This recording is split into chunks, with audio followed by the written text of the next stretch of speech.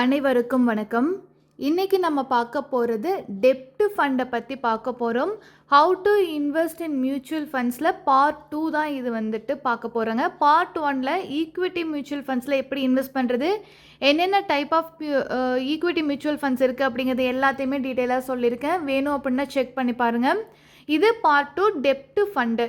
இருக்கிறதுலையே மியூச்சுவல் ஃபண்டில் இன்வெஸ்ட் பண்ணுறதுல ஒரு சேஃபான இன்வெஸ்ட்மெண்ட், அதே போல் எமர்ஜென்சி ஃபண்டு க்ரியேட் பண்ணுறதுக்கு, அதே போல் ஷார்ட் டேர்ம் கோல் எதுவும் இருக்குது, அதுக்கு வந்து நான் வந்து ஃபண்டு ரெடி பண்ணணும் அப்படின்னு நினைக்கிறீங்க அப்படின்னாலாம் இது வந்து பெஸ்ட் ஆப்ஷன். இந்த டெப்ட் ஃபண்டை மட்டும் ப்ராப்பராக யூஸ் பண்ணுறீங்க அப்படின்னா நீங்கள் மந்த்லி ஒரு நல்ல வட்டி வர்ற மாதிரி வச்சுட்டு நீங்கள் உங்களுடைய இயர்லி ஸ்டேஜ் ஆஃப் ரிட்டையர்மெண்ட் அப்படிங்கிறத அட்டைன் பண்ண முடியும். அந்த அளவுக்கு ஒரு பெஸ்ட்டு இன்ஸ்ட்ருமெண்ட்டு தான் டெப்ட் ஃபண்டு. இருக்கிறதுலேயே லோ ரிஸ்க்கான ஒரு விஷயம். கவர்மெண்ட் பாண்ட்ஸில் கூட இந்த டெப்ட் ஃபண்டு மூலமாக, மியூச்சுவல் ஃபண்டு மூலமாக நீங்கள் இன்வெஸ்ட் பண்ண முடியும். ஓகே, இதை பற்றின முழு டீட்டெயிலையும் பார்க்க போகிறேன், வாங்க பார்ப்போங்க. ஸோ டெப்ட் ஃபண்டில் இன்வெஸ்ட் பண்ணுறீங்க அப்படின்னாவே கார்ப்பரேட் பாண்ட்ஸ், கவர்மெண்ட் பாண்ட்ஸு, அதே போல் செக்யூரிட்டிஸ், ட்ரெஷரி பில்ஸ், இதில் தான் நீங்கள் இன்வெஸ்ட் பண்ண போகிறீங்க அப்படின்னு அர்த்தம். இந்த டெப்ட் ஃபண்டில் வந்து இன்வெஸ்ட் பண்ணுறப்போ உங்களுக்கு ஃபிக்ஸ்டு இன்கம்மாக வந்துட்டுருக்கும். மாதம் அல்லது 3 மாதத்துக்கு ஒருக்கா அப்படின்னு சொல்லிட்டு உங்களுக்கு ஃபிக்ஸ்டு இன்கம் வந்துக்கிட்டே இருக்கும். இதோடைய ஃபியூச்சர்ஸ் என்னென்ன அப்படின்னு சொல்லி எடுத்துட்டிங்கன்னா 3 முக்கியமான விஷயம் இருக்குது. நீங்கள் டெப்ட் ஃபண்டில் இன்வெஸ்ட் பண்ணுறப்போ உங்களுக்கு already pre decided maturity date அப்படிங்கிறது தெரிஞ்சிருக்கும், உங்களுடைய இன்ட்ரெஸ்ட் ரேட் அப்படிங்கிறது தெரிஞ்சிருக்கும்.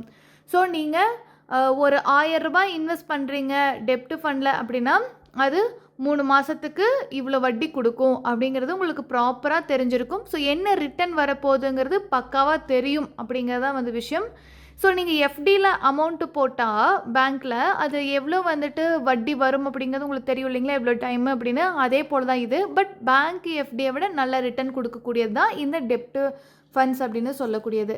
இதை பாண்ட் இன்வெஸ்ட்மெண்ட் அப்படின்னு சொல்லுவாங்க.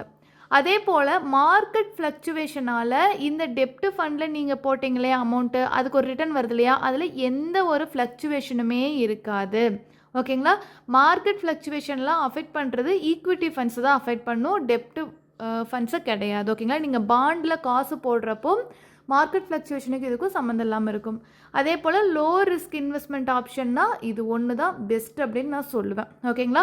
அதே போல் எஃப்டியை விட நல்ல ரிட்டர்ன் தரணும் அப்படின்னாலும் டெப்ட் ஃபண்ட்ஸில் தான் வந்து போடணும். டெப்ட் ஃபண்ட்ஸ் வந்து பார்த்துட்டிங்க அப்படின்னா நீங்கள் எதுலலாம் இன்வெஸ்ட் பண்ணுவீங்கன்னா treasury bills, government bonds, corporate bonds, அதே போல் கமர்ஷியல் பேப்பர்ஸ், இது எல்லாத்துலேயுமே நீங்கள் வந்து இன்வெஸ்ட் பண்ணுற மாதிரி இருக்கும்.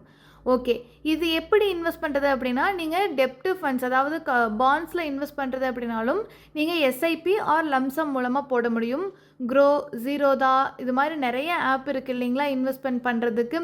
அதில் வந்து போயிட்டு நீங்கள் கேஒய்சி எல்லாம் வந்து கிளியர் பண்ணிவிட்டு அதுக்கப்புறம் நீங்கள் நார்மலாக எஸ்ஐபி இன்வெஸ்ட் பண்ணுவீங்களா, அதில் வந்துட்டு ஈக்விட்டி இல்லாமல் டெப்ட் பாண்ட்ஸ் அப்படிங்கிறத வந்துட்டு சூஸ் பண்ணி அதில் வந்து எது பெஸ்ட்டாக இருக்குமோ அதை வந்து நீங்கள் சூஸ் பண்ணணும்.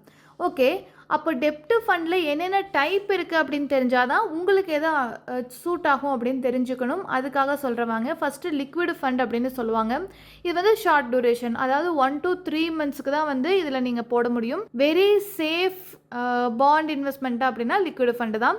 இது வந்து எமர்ஜென்சி ஃபண்டுக்கு பெஸ்ட்டு, நீங்கள் நினச்ச நேரத்தில் எடுத்துக்கவும் முடியும். ஓகேங்களா. ஸோ ஒரு எமர்ஜென்சி ஃபண்டு க்ரியேட் பண்ணணும், ஆனால் அதுவுமே எனக்காக வேலை செய்யணும், அதாவது நல்ல ஒரு ரிட்டர்ன் கொடுத்துட்ருக்கணும் அப்படின்னு நினைக்கிறீங்க அப்படின்னா நீங்கள் லிக்விட் ஃபண்டை வந்து சூஸ் பண்ணலாம்.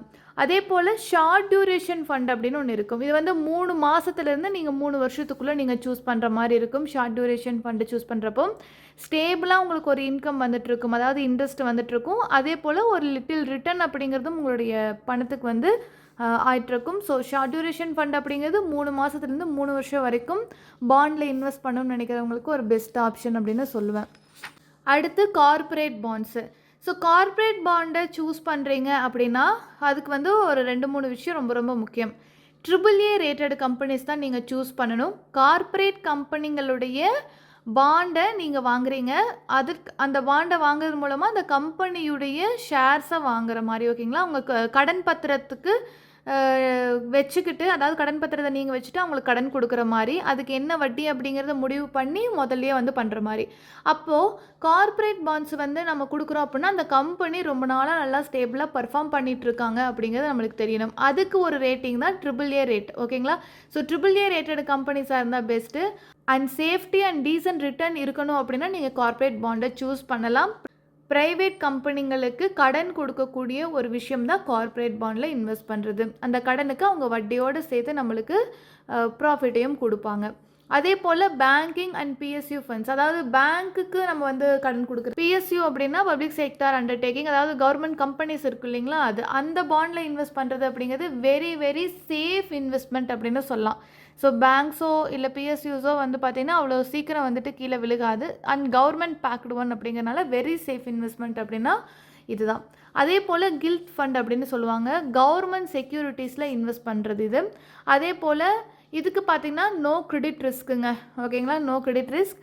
அண்ட் பட் இன்ட்ரெஸ்ட் ரேட்டில் ஒரு சின்ன ஃப்ளக்சுவேஷன் வந்து இருக்கிறதுக்கு வாய்ப்பு இருக்கும். ஏன்னா கில்ட் ஃபண்டெல்லாம் வந்து லாங் டியூரேஷன் ஃபண்டாக வந்து இருக்கும். ஸோ அப்போ வந்து பார்த்திங்கன்னா உங்களுக்கு இன்ட்ரெஸ்ட் ரேட்டில் மாறுதல் இருக்க வாய்ப்பு இருக்குது. அதே போல் கிரெடிட் ரிஸ்க் ஃபண்ட் அப்படின்னு சொல்லுவாங்க. இது பார்த்திங்கன்னா ஹை ரிஸ்க்கான ஒரு ஃபண்டு. டெப்ட் ஃபண்ட்லேயே வந்து ஹை ரிஸ்க் இது தான். அதே போல் ஹை ரிட்டர்ன் கொடுக்கக்கூடியது இது தான். ஸோ இதுக்கெல்லாம் ஒரு பெஸ்ட்டாக வந்து சூஸ் பண்ணி நீங்கள் இதுக்கு போகலாம். And it is not suitable for beginners. நீங்கள் வந்து பாண்ட்ஸில் இன்வெஸ்ட் பண்ணுறீங்க, நல்ல ஒரு ஐடியா கிடச்சிருச்சு, ஒரு நல்ல ஒரு அண்டர்ஸ்டாண்டிங் வந்துருச்சு அப்படின்னா நீங்கள் கிரெடிட் ரிஸ்க் ஃபண்டுக்கு போகலாம். அதர்வைஸ் பிகினராக இருக்கீங்கன்னா நீங்கள் இதை சூஸ் பண்ணாதீங்க. ஓகே, இந்த பாண்ட் அப்படின்னு சொல்லக்கூடிய டெப்ட் ஃபண்டோடைய அட்வான்டேஜஸ் எல்லாம் என்ன அப்படின்னு சொல்லி பார்த்துடலாம். ஏன்னா இதில் இன்வெஸ்ட் பண்ணுறது வந்து எதெல்லாம் சூஸ் பண்ணலாங்கிற டைப் சொல்லிட்டேன். பட் இதோட அட்வான்டேஜ் என்னன்னு தெரிஞ்சால் தானே நீங்கள் வந்து எதை சூஸ் பண்ணலாம்னு ஒரு ஐடியா கிடைக்கும். ஸோ பேங்க் எஃப்டியை கம்பேர் பண்ணுறப்போ ரிட்டர்ன் வந்து கம்பேரிட்டிவ்லி ஹையாக இருக்குங்க.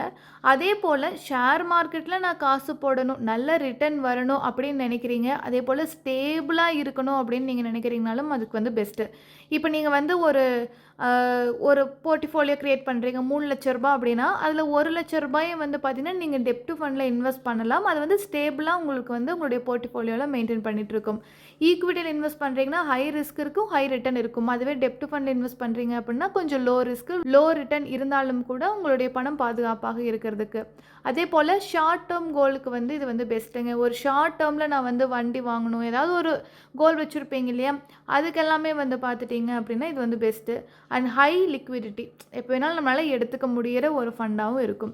அதே போல் யார் வந்து டெப்ட் ஃபண்டை சூஸ் பண்ணலாம் அப்படின்னா, ஷேர் மார்க்கெட்டுக்கு நான் வந்து பிகினர், எனக்கு வந்து அவ்வளோலாம் நான் ரிஸ்க் எடுத்துக்க விரும்பலை அப்படிங்கிறவங்களுக்கு இது பெஸ்ட்டு. ஸோ லோ ரிஸ்க் இன்வெஸ்டர்ஸ்க்கு இது பெஸ்ட்டு. ஷார்ட் டேர்ம் கோலை வச்சுருக்கிறவங்களுக்கு பெஸ்ட்டு. எமர்ஜென்சி ஃபண்டு பில்ட் பண்ணணும்னு நினைக்கிறவங்க நீங்கள் வந்து பாண்ட்ஸில் இன்வெஸ்ட் பண்ணலாம்.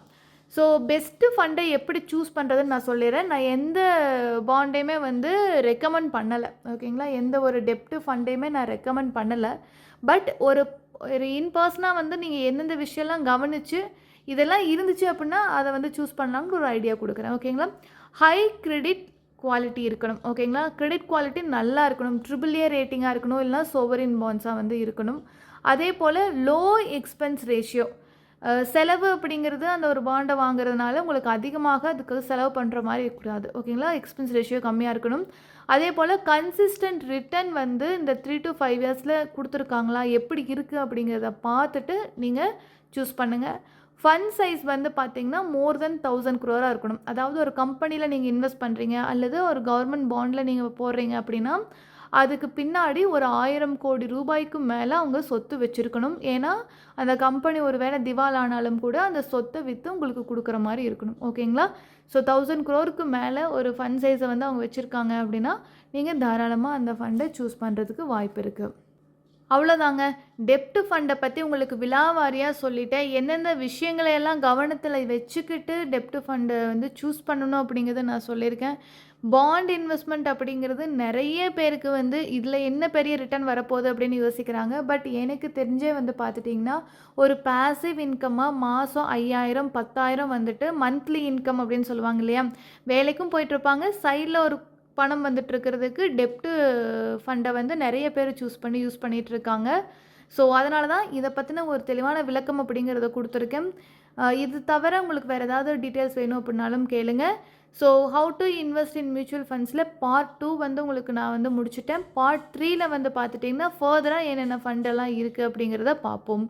அதுக்கு முன்னாடி நம்ம சேனலை இது வரைக்கும் சப்ஸ்கிரைப் பண்ணாதவங்க சப்ஸ்கிரைப் பண்ணிக்கோங்க. தேங்க்யூ ஃபார் வாட்சிங்.